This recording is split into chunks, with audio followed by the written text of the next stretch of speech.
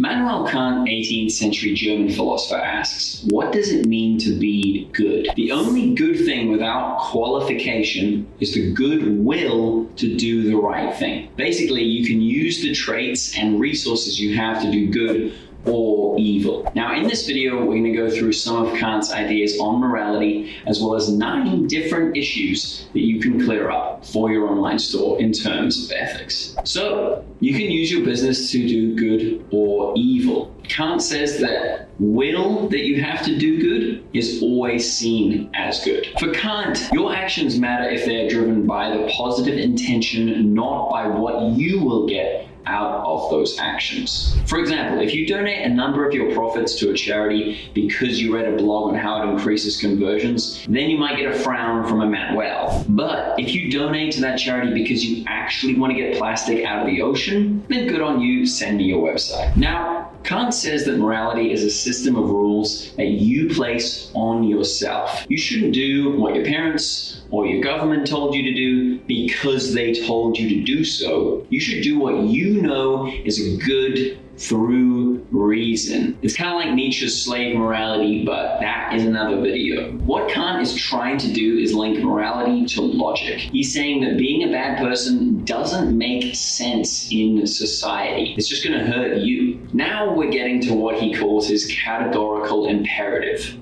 The thing that you have to do all the time, regardless of the situation, like breathing. He calls us to respect other beings in the world as beings of moral worth, including ourselves. He says that you should treat the world as an end, not as a means. If you treat your customers simply as a revenue stream, then you're not taking into consideration that they have their own ends that they want to accomplish. Why is this bad?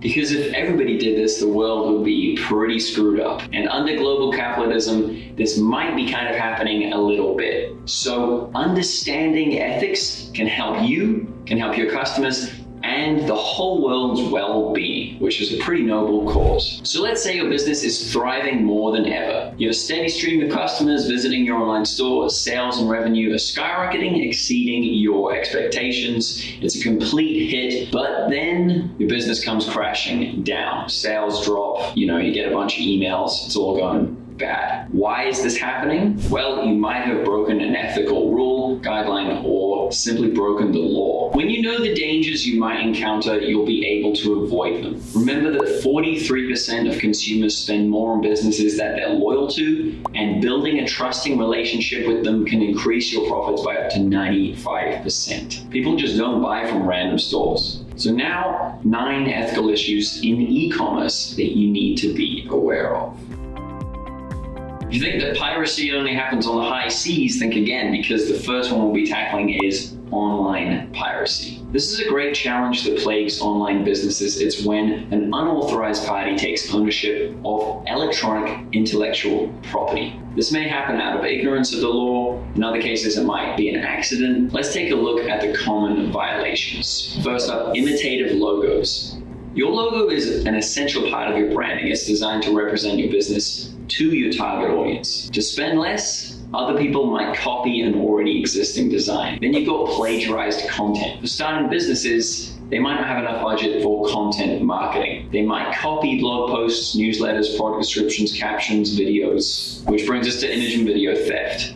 High quality photos are a must-have for an excellent website. Copyrighted videos are also important for advertising. These marketing tools can be expensive, and some people think it's better to steal them than to make them. I mean, it's pretty simple. The very nature of stealing can lead to lawsuits, or worse, your whole business is just going to go down. So what's the best course of action? Be original. Create your own content, hire local content writers, photographers, and other content creators to create something new and beautiful. Of course, it doesn't hurt to document all of these transactions to show that you are the authorized organization. You can also leverage Debutify's shop protectors. The add-on shop protect secures your product description, images, articles, and other content from thieves. When we talk about electronic commerce, we need to consider customer data, which leads us to number 2, vulnerable data lakes. A data lake is a storage of large amount of raw data. It might sound like a good thing, but it's actually not. A data lake is a hoarding space for data subjects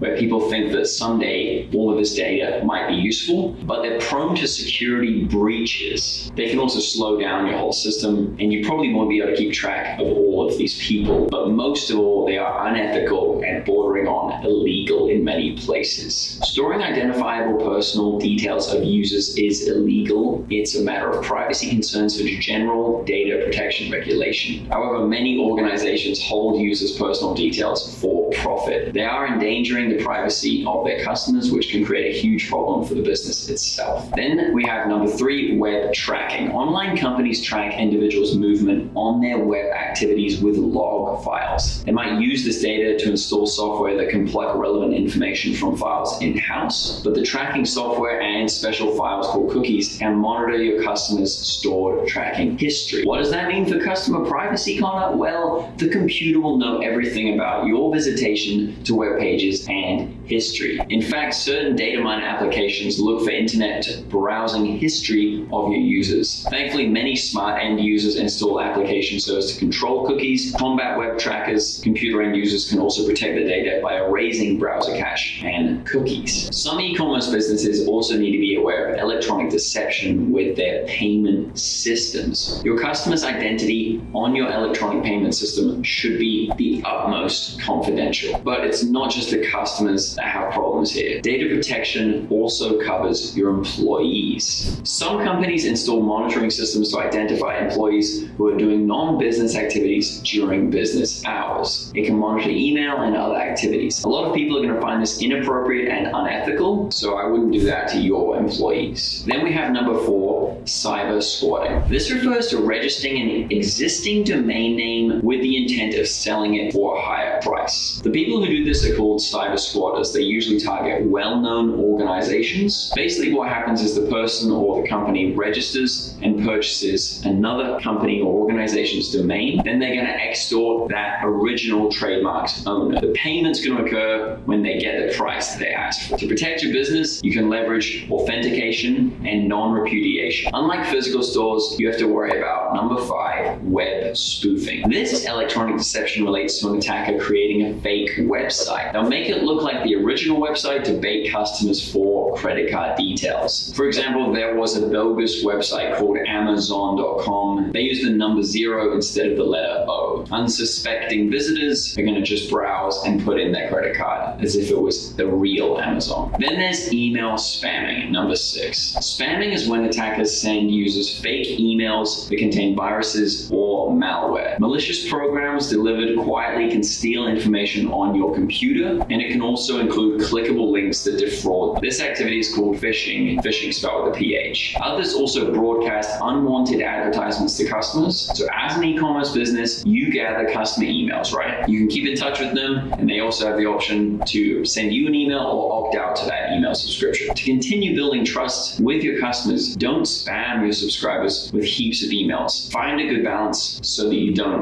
get into that spam box. Now, you might think that you can patch all the holes in your business ethically, but this next one's pretty tricky. Number 7, counterfeit products. You try your hardest to give the best quality products to your customers, but you have to be vigilant. When you're an online retailer or you use third-party suppliers, you might be open to this risk. If you don't necessarily know where your product comes from, then you can become a victim of fake products. To prevent this, you can personally check your products, buy a few of them, and do a quality check. Verify with your manufacturer. Ask for the product's serial number and visual identifiers. And of course, work with trustworthy suppliers. Check with legitimate organizations such as Better Business Bureau and talk with other retailers about their experience with that supplier. Finally, you can private label your products. And then we've got number 8, unreliable customer service. When customers have issues or questions about your product or service, they're going to get in touch with you. As a legitimate ethical business, you have to commit to providing the best customer service. An unethical business might do the opposite. They'll decline to answer emails or any other communication efforts. With that refusal, they just hope that the customer is going to give up on the issue. Here are some ethical benchmarks your e-commerce brand needs to follow. To have a more ethical approach to your operations, take a look at these ethical guidelines to boost customer trust. Transparency. With transparency, you let your customers know what data you're collecting and what you will use it for. Display your data policy to be more trustworthy. Integrity. Your foundation should have clear policies and guidelines for you to follow. That way, you can rightly manage any wrong behavior. Trustworthiness. Fulfill all your promises and commitments to your customers. Respect. Value your customers' rights and privacy. Protect their information to the standard of your country's laws. And that's how you're going to become an ethical e-commerce business that your customers are going to trust.